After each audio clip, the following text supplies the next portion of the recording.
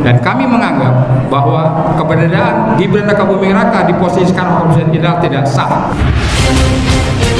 Assalamualaikum warahmatullahi wabarakatuh. Waalaikumsalam.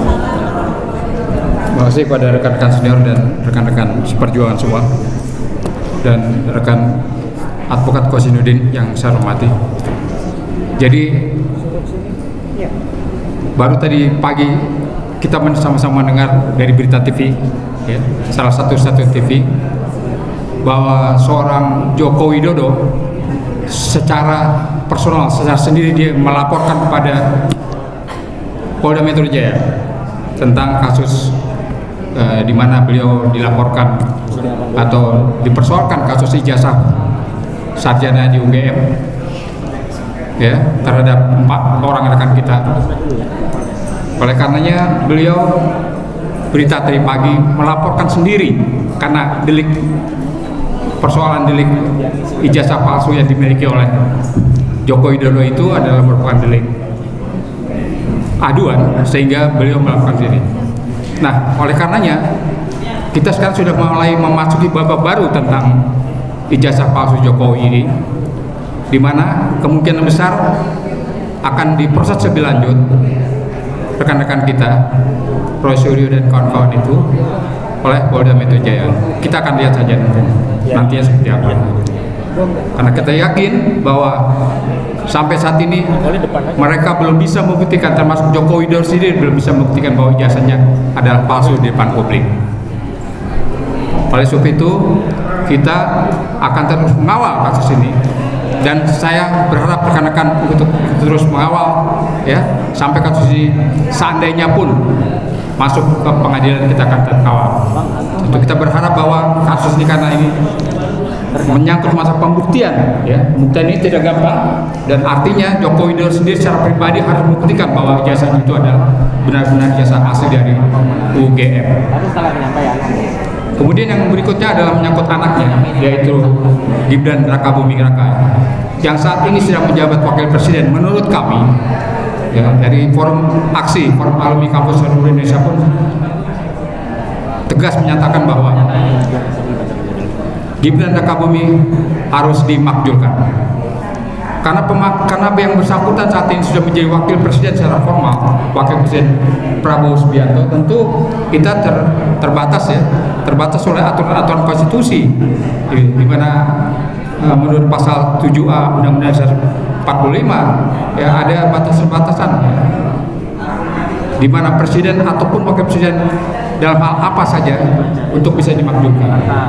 Ya, oleh karenanya salah satunya adalah, katakanlah, mungkin dugaan-dugaan kita oleh tuduhan-tuduhan kita terhadap beliau ini, dari mulai prosedur naiknya sebagai wakil presiden dan syarat-syarat sebagai seorang wakil presiden, di mana tadi katakan oleh rekan-rekan kita bahwa SMA-nya saja kita bisa menyaksikan, ya, ijazah SMA-nya saja saudara Gibran kita bisa saksikan. Kalau tidak ada pamannya di Mahkamah Konstitusi, maka tamatlah sebetulnya riwayatnya sudah dari sejak awal waktu itu. Seperti itu. Dan kami menganggap bahwa keberadaan Gibran Rakabuming Raka di posisi sekarang Wakil Presiden Jenderal tidak sah. Oleh karenanya Purnawirawan kemarin itu menyatakan bahwa sedapat mungkin, segera mungkin, ya, saudara Gibran itu bisa dimakzulkan. Oleh sebab itu sudah memenuhi syarat. Dan menurut kita, kalau menurut konstitusi, ya, hanya MPR lah yang bisa melakukan itu. Oleh karenanya kita sebagai rakyat, kita akan desak Majelis Permusyawaratan Rakyat untuk mengadakan sidang istimewa tentang Wakil Presiden Gibran Rakabuming Raka. Kita akan desak agar saudara Gibran ini bisa dimakzulkan, bisa dimundurkan sebagai Wakil Presiden saat ini. Setuju apa tidak, rekan-rekan? Setuju. Baik, demikian himbauan dan tekanan dari kami, ya, agar saudara Gibran segera mungkin dapat dimakzulkan melalui sidang MPR, sidang istimewa Majelis Permusyawaratan Rakyat. Terima kasih. Kita ketahui masyarakat Indonesia pada saat ini, psikologi masyarakat Indonesia semakin mengerucut bahwa Indonesia membutuhkan perubahan sosial ke arah yang lebih baik, bukan status quo. pada tanggal 17 April para purnawirawan Jenderal Prajurit TNI telah memberikan 8 pernyataan sikap yang sudah kita ketahui bersama, dan 8 poin itu menurut saya adalah sesuatu yang sangat penting bagi kita, bahwa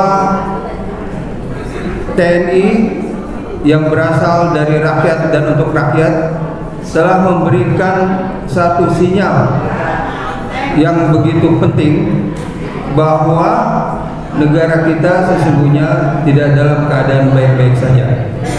Dan yang menyampaikan ini adalah para jenderal yang telah membuktikan diri mereka, sumbangsinya dan pengorbanannya, dedikasinya dan loyalitasnya kepada Negara Kesatuan Republik Indonesia.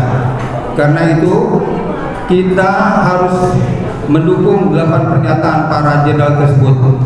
Dan salah satu yang menjadi isu besar, isu penting pada saat ini adalah bahwa para purnawirawan yang telah berbakti kepada negara ini menyatakan bahwa harus dimaksudkan seorang wapres yang menjadi anak haram konstitusi tidak layak untuk memimpin negara besar ini. Ratusan juta rakyat Indonesia tentunya tidak ingin kecerdasan mereka direndahkan oleh kemampuan seorang anak yang belum pernah punya pengalaman berarti bagi negara ini. Jadi saya pikir ini satu hal, bahwa gerakan perlawanan yang telah kita lakukan rakyat Indonesia ini jangan hanya menjadi gerakan di atas mimbar, tetapi kita berharap ini menjadi gerakan real, nyata, yang membuat Indonesia berubah ke arah yang lebih baik. Demikian, billahi taufiq wal hidayah. Wassalamualaikum warahmatullahi wabarakatuh.